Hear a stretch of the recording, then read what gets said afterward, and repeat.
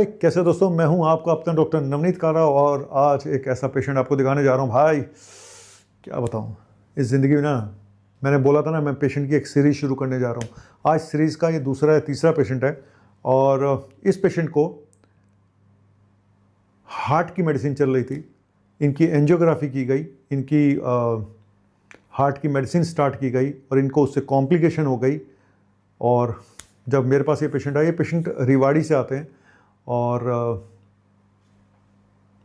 मेरे पास जब आए तो मुझे लगा कि नहीं, ये हार्ट की प्रॉब्लम नहीं है। मुझे कुछ डाउट हुआ तो मैंने इनकी सीटीओ एंजियोग्राफी कराई और उसके बाद मुझे जो पता चला वो तो कुछ और ही था, अलग ही कहानी थी। और आप देखिए एक हार्ट का पेशेंट कैसे मेडिसिन की वजह से कॉम्प्लिकेशन में गया। ये पहले वीडियो देख लो आप इस पेशेंट के साथ जो मैंने बात करी। मैं पेशेंट को दिखा नहीं पाता हूँ, ये मेरी प्रॉब्लम है, क्योंकि हर कोई पेशेंट तैयार नहीं होता। लेकिन सच मानिए मेरे पास सबके रिकॉर्ड हैं, अगर आप कहेंगे तो मैं सबसे मिलवा भी दूंगा आपको। एक बार मेरे क्लिनिक पे आके आपको मिलना पड़ेगा इन पेशेंट से, अगर आप कहोगे तो मैं इनका नंबर भी दे दूंगा आपको।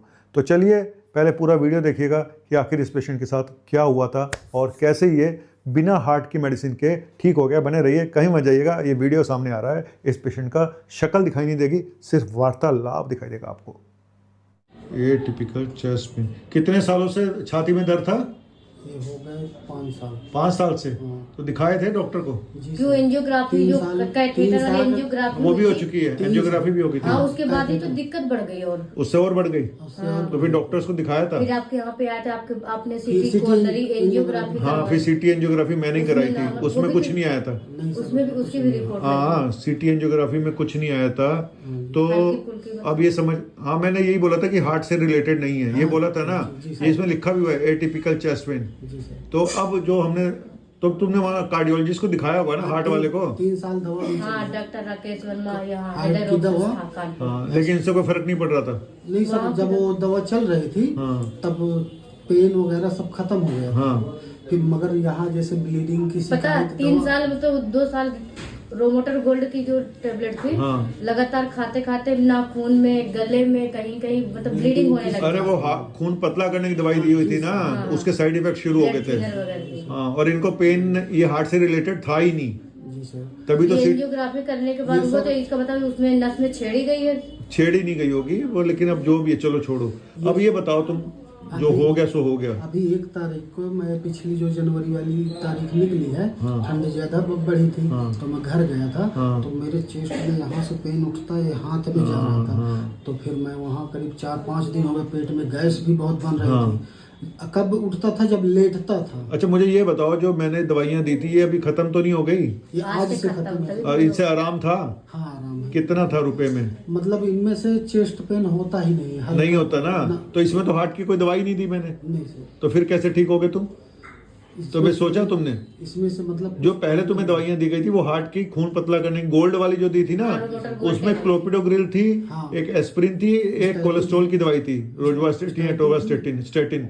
तो उसकी वजह से खून ज्यादा पतला हो गया और इनको ब्लीडिंग होनी शुरू हो गई। आप ही ने तो बंद करवाया। बंद करा दी। अब बंद कराने के बाद लेकिन मैंने हार्ट की कोई दवाई दी नहीं दी, लेकिन फिर भी ये हार्ट पेन ठीक हो गया ना? यही पूछ रहा हूँ। इसका मतलब क्या था कि हार्ट की प्रॉब्लम नहीं थी, ना है और नहीं है। और इतना जो सोचते हो ना जरूरत से ज्यादा, ये कि मुझे हार्ट की प्रॉब्लम है, मुझे हार्ट की प्रॉब्लम है, यही सबसे बड़ी बीमारी है। इसको हम बोलते हैं एटिपिकल चेस्ट पेन, कि जो फिट नहीं हो रहा था किसी उसमें, हार्ट वार्ट में भी नहीं था। और अब जो है ना, अगर अब देखो, हमने आपको दी डोलोक्सिटिन, प्लेसिडा और एक बीपी की दवाई दी थी और एक पेट की दवाई दी थी। पेट भी ठीक है अब? जी सर, पेट थोड़ा बहुत गड़बड़ रहता है पेट। थोड़ा बहुत रहता है। बाहर का खाते हो? नहीं सर। पहले तो खाते थे तुम? हाँ, कभी नहीं, वैसे हम लोग महीने में कभी एक आध बार खाए, वरना लोग बाहर में नहीं खाते हैं। ठीक है।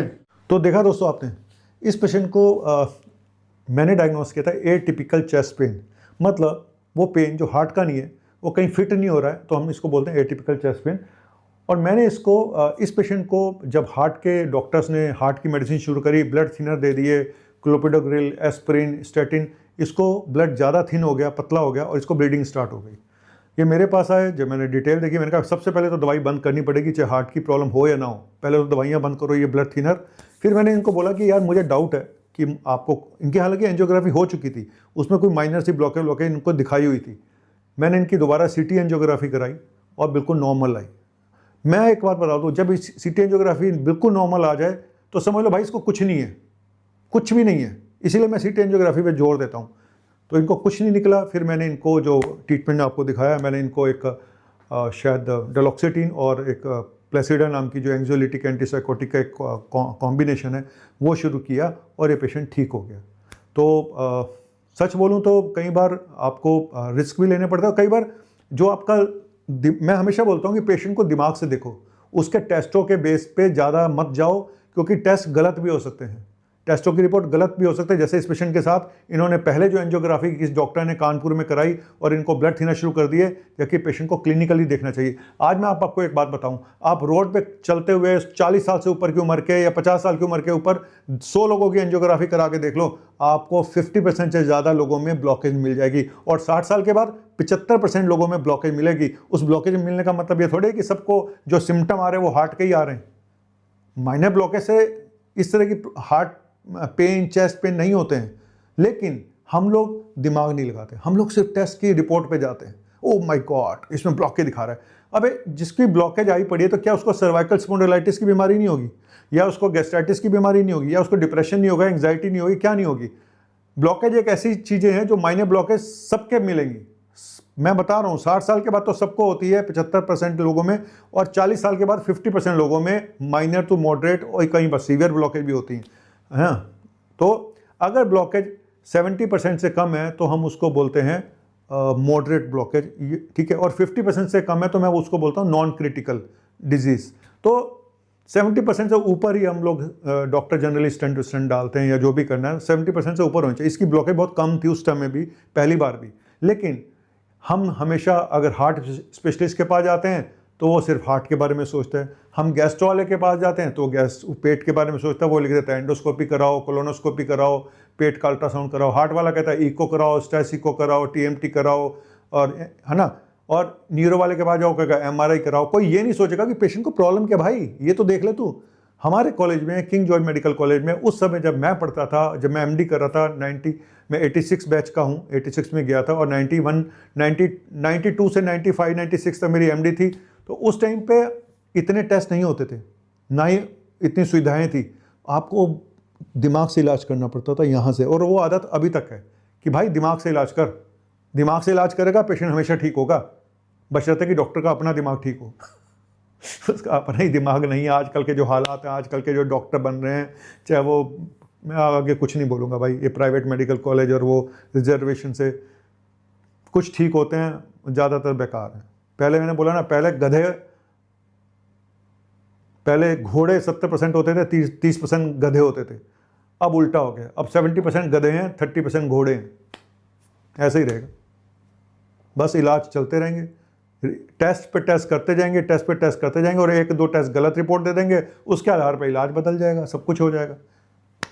इसलिए मेरे भाई, इससे सोच, दिमाग से, क्या सोचना, क्या जो भी होगा देखा जाएगा। नहीं भाई, सोच के ही करना है, इलाज सोच के होता है, जो भी होगा देखा जाएगा, ऐसा नहीं। लेकिन हाँ, कई बार बोल्ड स्टेप लेने पड़ते हैं, बोल्ड ट्रीटमेंट करना पड़ता है, लेकिन पेशेंट को कॉन्फिडेंस में ले। मेरे बाप, पेशेंट को कॉन्फिडेंस में लो कि भाई ये डॉक्टर जो तेरा करेगा ठीक ही करेगा।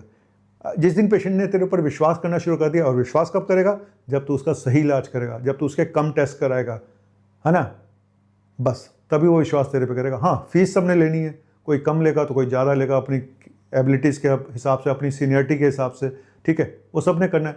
लेकिन मेरे हिसाब से पेशेंट का ट्रीटमेंट, जो ज़रूरी टेस्ट है वो ज़रूर कराने चाहिए, बिल्कुल कराने चाहिए, लेकिन फालतू के टेस्ट करा के और फालतू के दिखावा करके, तामझाम दिखा के पेशेंट को इम्प्रेस करना कोई अच्छी बात नहीं है। पेशेंट मासूम होते हैं, कहीं बड़े जालिम भी होते हैं कहीं, लेकिन ज़्यादातर पेशेंट को बेचारे ट्रस्ट करते हैं हमारे डॉक्टर के ऊपर, लेकिन डॉक्टर के पास टाइम ही नहीं होता। जब तक पेशेंट बैठता है तब तक वो उसका इलाज लिख देता है, चलो अब नेक्स्ट। और डॉक्टर साहब बात तो सुन लो, अब क्या देखें, वहाँ 200 लोगों के ओपीडी है। प्राइवेट में भी कई लोगों की 200 पेशेंट की ओपीडी होती है। आप मुझे बताओ, जिसके 200 पेशेंट की ओपीडी की, वो एक पेशेंट को 2 मिनट से ज़्यादा कैसे दे सकता है? इसीलिए मैं ज़्यादा पेशेंट नहीं देखता हूँ। मैं इसलिए पेशेंट को 1 महीने से पहले बुलाता ही नहीं हूँ। मैं 20 दिन, 1 महीने से पहले किसी पेशेंट को नहीं बुलाता हूँ। कईयों को 2-2 महीने, 3-3 महीने बाद बुलाता हूँ, ठीक है। इसीलिए मेरी पेशेंट बहुत ज़्यादा नहीं होते हैं, लेकिन जितने भी होते हैं ना, वो सब ट्रस्टवर्दी होते हैं, ज़्यादातर पेशेंट। तो मुझे सुकून मिलता है। मैं ये कहता हूँ फीस आराम से लो जो आपको लेनी है, लेकिन पेशेंट को थोड़ा तसल्ली से देख ले। पेशेंट खुश जाना चाहिए और पेशेंट तुम्हें आशीर्वाद भी दे, बुजुर्ग आपसे प्यार से बात करे, तो इससे ज़्यादा और कुछ भी नहीं चाहिए। और पेशेंट कई बार गिफ्ट भी दे जाते हैं, कितना सुकून लगता है, जबकि गिफ्ट तो कोई मॉनेटरी चीज़ें हैं वो नहीं होती, लेकिन जो पेशेंट आपके लिए इतना, कोई गांव से छाछ ला रहा है, कोई गुड़ ला रहा है ऑर्गेनिक, ये सब चीज़ें बहुत दिल को टच करती हैं। और ऐसे ही बने रहिएगा, तभी आप तू आगे निकल पाएगा, दुनिया से अलग तभी हो पाएगा। नहीं तो ठीक है, पैसा कमाओ और चलते बनो। तो बाप बड़ा ना भैया, बाप बड़ा ना भैया, the whole thing is that के भैया सबसे बड़ा रुपया, सबसे बड़ा रुपया, सबसे बड़ा रुपया। बाय।